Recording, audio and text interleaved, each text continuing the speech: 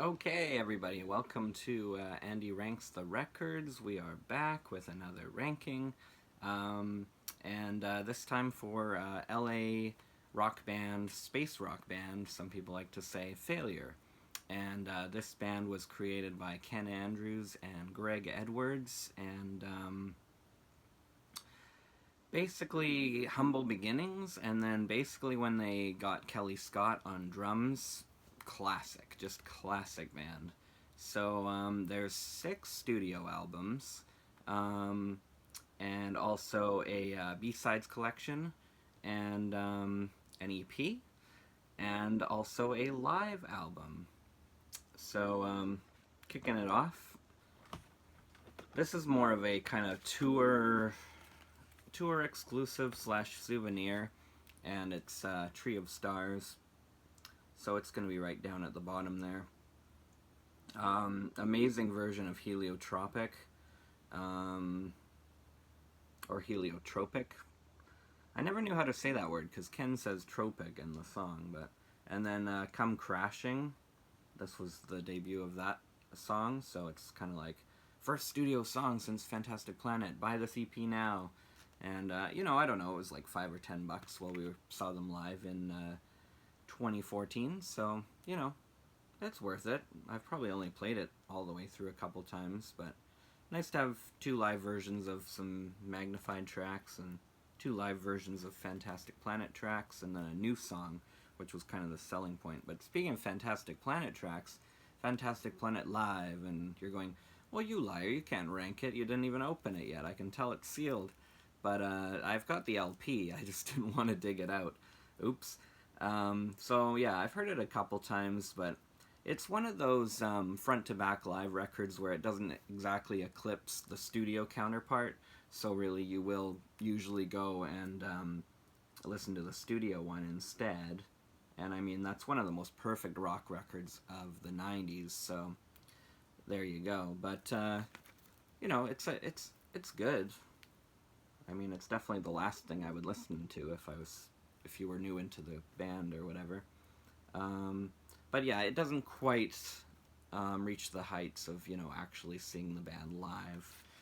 And then I actually had this ranked so much higher when the last record came out in the future, but I mean, there's a reason why these are kind of like scraps.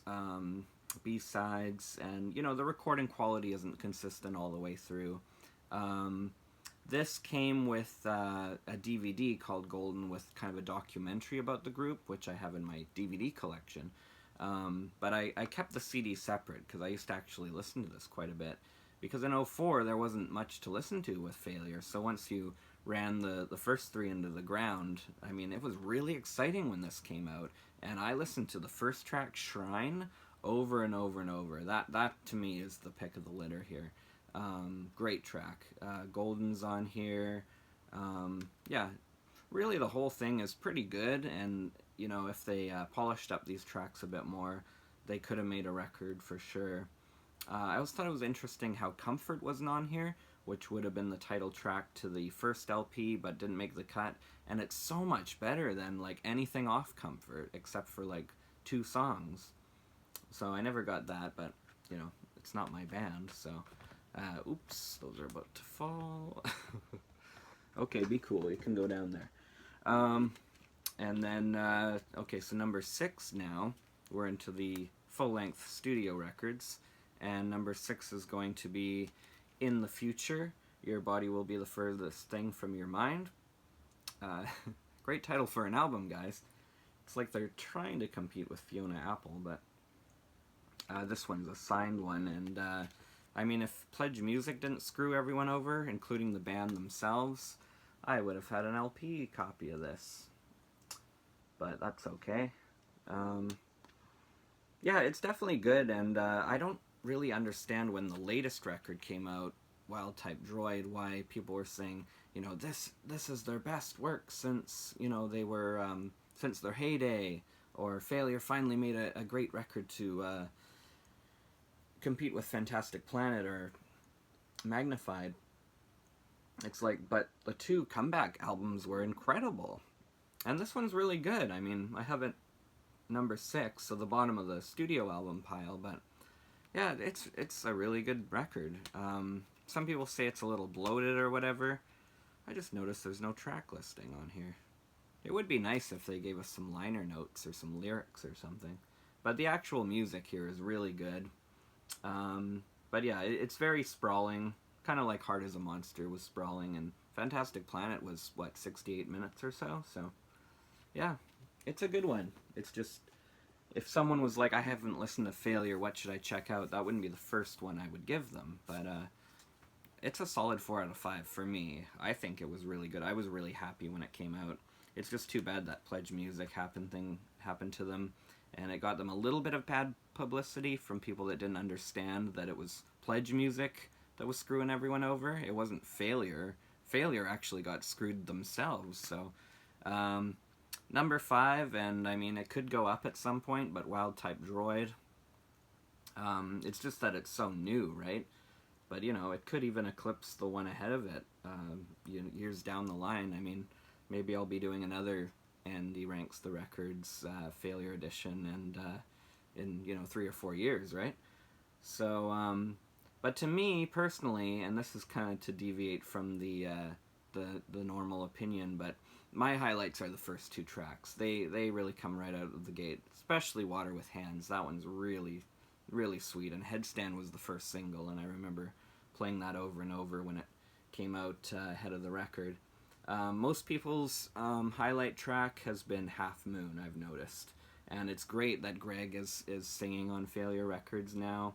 I think that's kind of long overdue. He should have sung on some of the 90s records maybe. But because Failure is equal parts Ken as Greg with, the writing and the composition and everything. But yeah, people really like that Half Moon track. And yeah, it's definitely good, but my 2 highlights are the first 2 songs. And there's only 10 songs on here, so the people that were whining and complaining that the last 2 songs were too bloated, or last 2 records rather, they can have this one, I guess. But for me, all 3 of them are really, really good, so I didn't think they were bloated at all. So we're at 4 already, Hard as a Monster, and I was so excited when this came out, because I never thought Failure would come back and make another album. And I remember we saw them live maybe a year before this came out, and, I was kind of thinking, we were hearing that maybe they were recording or whatever, but yeah, before that, I had no idea, and it really kind of picks off where Fantastic Planet left off. It even has all the segues on it. It starts with segue 4, so, it's kind of picking up right where Fantastic Planet left off. It's just, it has more kind of, modern production. It sounds a little more smoother, there's no kind of grunge influence left or anything. Mulholland Drive was a good one, Counterfeit Sky. Petting the Carpet was a leftover B-side from the 90s, and they polished it up, and in my opinion they made it even better. That was great. I Can See Houses closes the record before the final segue. That's a good one. Come Crashing, like I said, off that EP, that's good. And Hot Traveler, which I guess was the first single. That one's really cool too. Atom City Queen. I mean, I could just say every single song title, but that's true for all these Failure records. They're all really sweet. So number 3, and this one, I don't know. I don't know. I almost put Heart of the Monster ahead of this one, but I think Nostalgia and the songs Screen Man and Macaque, is that how you pronounce that? I literally looked it up on Google before making this video, because I'm like, ooh, I don't want to mispronounce the second song, because when I was seeing them live, I'm like, I hope they play Maquack or whatever, and I think it's Macaque. And then before I made this video, I Googled it. I'm like, okay, I'm gonna get it right for the video. All I have to do is remember 10 minutes from now. I forgot. That one is amazing. I mean, it almost has this kind of like robot rock kind of stop stutter riff, and Screen Man is, I think that's one of their best songs, and when they play live it becomes even better. It even eclipses some of the Fantastic Planet material, which, coming from me, is saying a lot, because you'll see Fantastic Planet is rated pretty high. I will admit that the first 5 tracks are way better than the last 5, but just like every other Failure record, there's not a bad song on here. I mean, even in the future, in my opinion, doesn't have a bad song on it. Steve Albany produced it, and he's from, of course, Big Black and Shellac. And, obviously a good producer. He did In Utero. He did many classics for alternative music. Though him and Failure do not like each other. I have heard nothing but good things about Ken Andrews. But Steve said that the worst experience he had recording a band was with Failure. And then Failure after this became kind of a self-produced band for the most part. And, Ken and Greg did everything. And maybe that was for the best, and maybe that's how they work the best. But it's like, that's not very nice to say about this new band. Like, these guys had never done anything professional yet. This came out on Slash Records. But he's not really known for being the nicest guy anyway. But whatever. He does good work himself, so... This isn't a disc channel, that's for sure. So number 2 is going to be... Oh, which one's it going to be? It's going to be Magnified. And Magnified is how I found this band, because I really liked Boston's Cave-In. They were one of my favorite bands in high school. And as soon as I discovered, very early on, that Magnified by Cave-In off their 1999 EP was a cover, I'm like, oh, I gotta find what band actually did this firstly. And the first couple times I'm like, oh yeah, this is good, but I like the Cave-In version better. And then after like 3 or 4 times I'm like, oh, okay, I gotta go out and buy something from this band. And I picked up this and Fantastic Planet, like, right away in succession, maybe at the same time actually. It was really close. I just remember this was a little hard to find, and I had to go down to A&B Sound, which people from, my generation would be like, wow, I remember that store. And it was like $26 or something. I never paid so much for a single CD, but they had to like import it or something. This one has a lot of my favorite career highlights from Failure. Let It Drip is so good. Such a good opener. Moth is one of their best songs ever. And very surreal lyrics. It works really well here.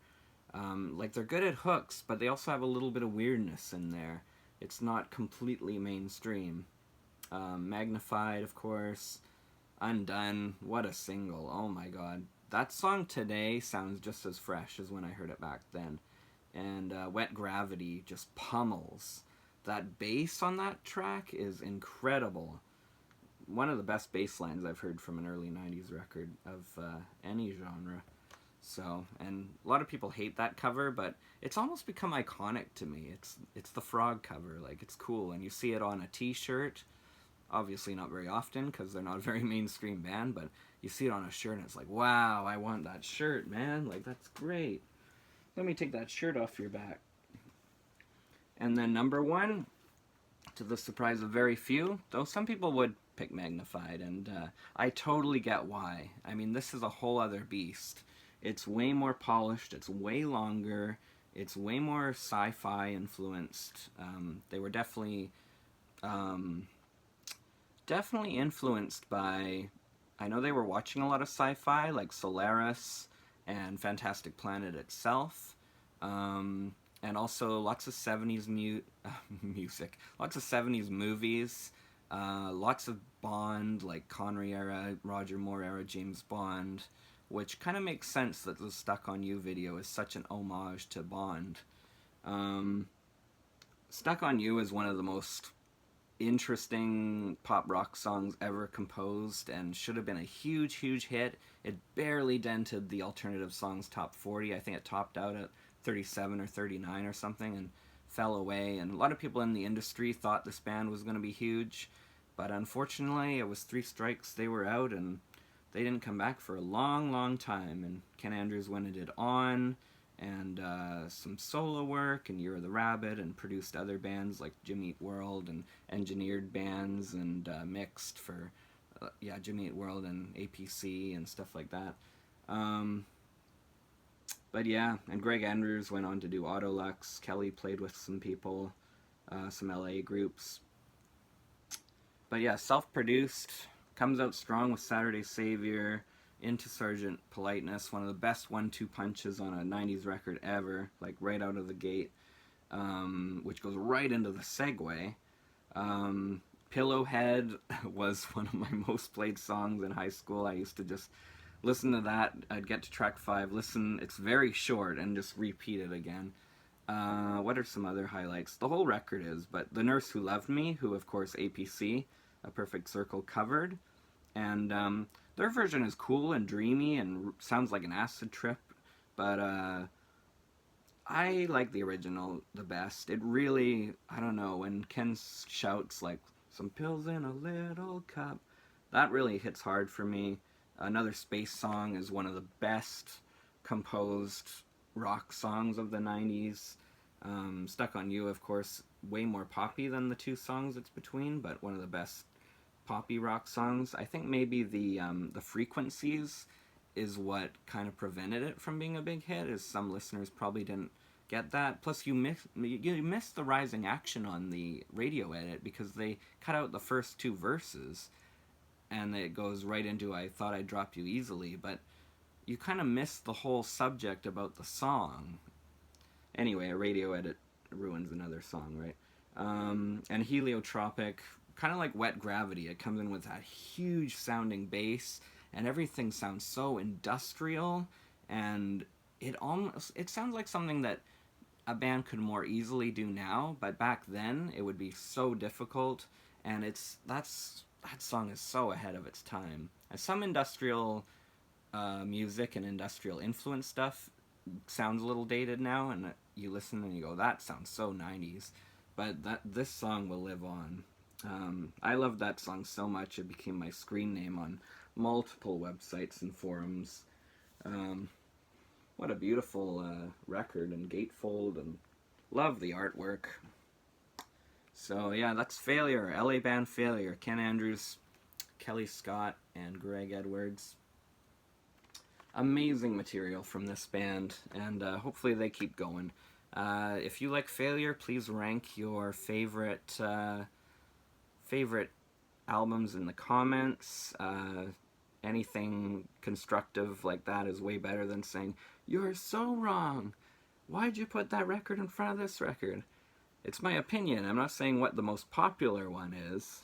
So yeah, I've got a ton more ranking videos. I'm kind of at that weird place where all the bands I'm getting to now, it's like, what took me so long to get to these bands? Like, this was literally one of my favorite bands in high school, and then when they came back, I was elated. I was over the moon. So yeah, we'll just keep getting to some bands that it's like, I wonder what took me so long to get to these bands. Time, probably. So thanks so much for watching, everybody. We'll see you in another video. That's all there is to it.